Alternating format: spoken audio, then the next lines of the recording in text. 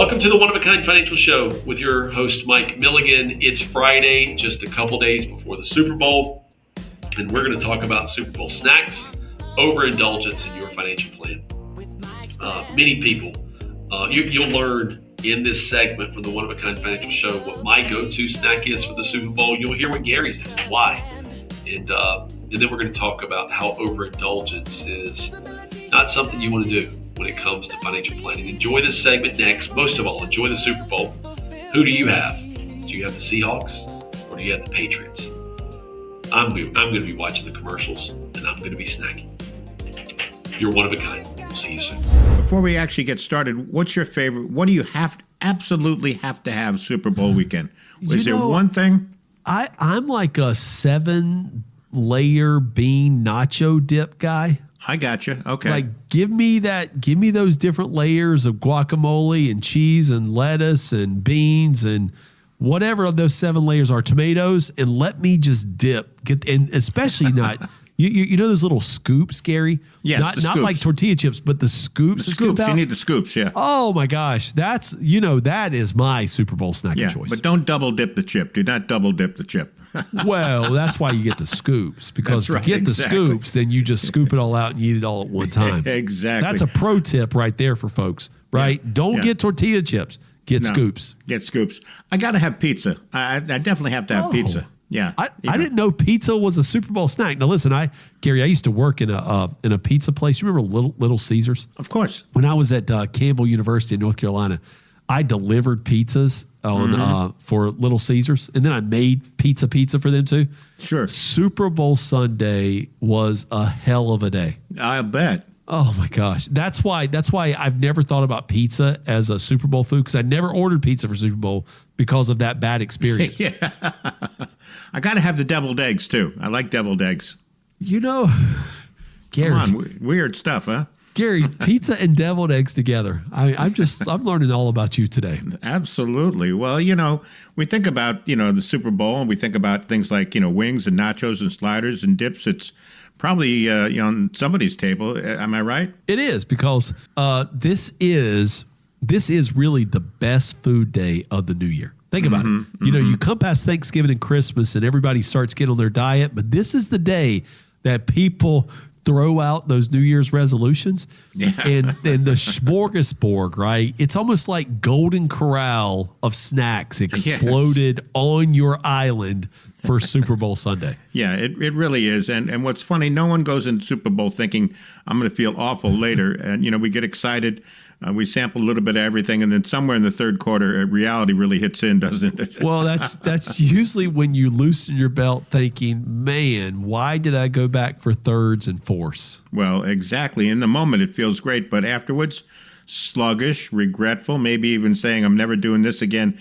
And that experience, overindulging without a plan, actually has a lot in common with how people approach their finances, Mike. Oh, so true. So true. Financial overindulgence looks the same. It's not really one reckless decision. It's going back and swiping that credit card multiple times. It's maybe like at Christmas, right? You've already gotten 7 gifts for a kid, and what is 3 more times 10 grandkids, right? It's a small series of small, enjoyable choices made without intention or awareness that have long-term impacts. So I got to ask you, so what does overindulgence look like financially?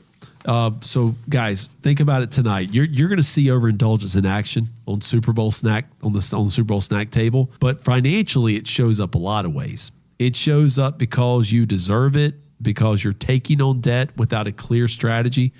You chase investment trends because everyone else is talking about them. I mean, think about like GameStop meme coins, or like people buying Bitcoin when it was at $120,000 a coin.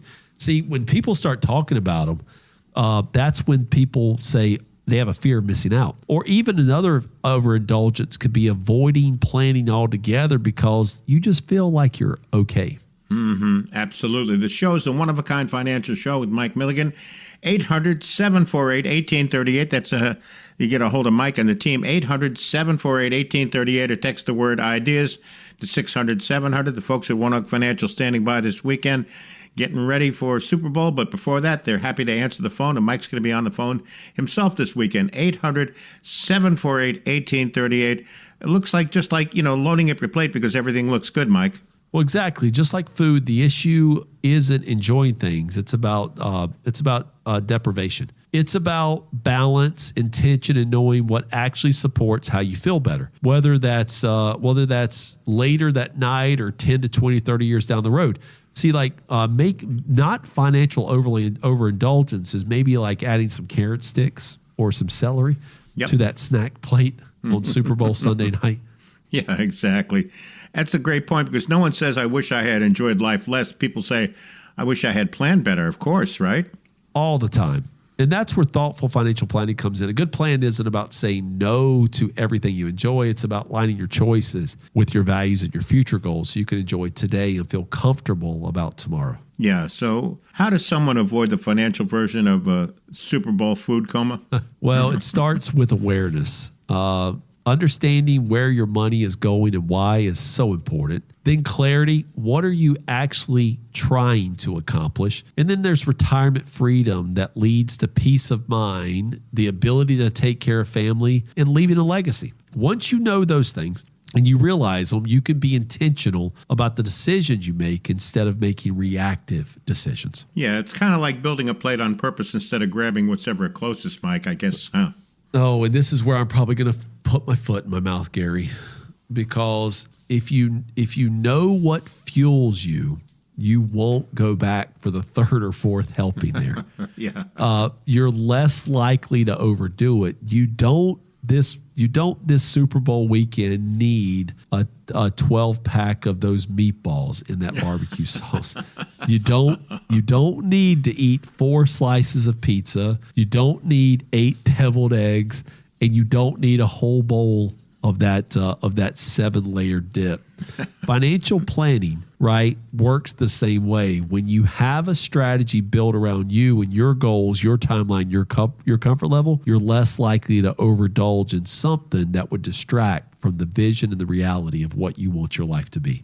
Yeah, and I imagine that's where your approach at One Oak Financial really comes into play. Tell us about the one-of-a-kind financial plan one more time, Mike. Yeah, the one-of-a-kind financial plan is a crafted, curated plan just for you. It's taking my over 30 years of academic and professional experience and putting on paper for you that reduces taxes over your full life, gives you a retirement income that adjusts with inflation, that you cannot outlive, an investment plan that takes the reality of the current markets and your reality of your risk tolerance and puts a plan in place that helps you sleep at night. It will give you a long-term care health care plan because the only person that can take care of the older version of you is the younger version of you.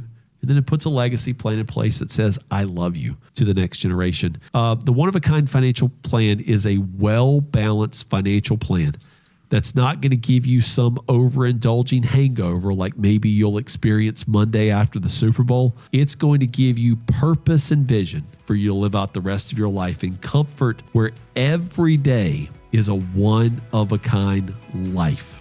There you have it, the one-of-a-kind financial plan. Great stuff today from Mike Milligan. And I want to give you the phone number one more time before we wrap up today's show. 800-748-1838. 800-748-1838. A text the word ideas to 600-700. Thank you for joining today. As a reminder, Mike is an investment advisory rep with Advisory Alpha LLC.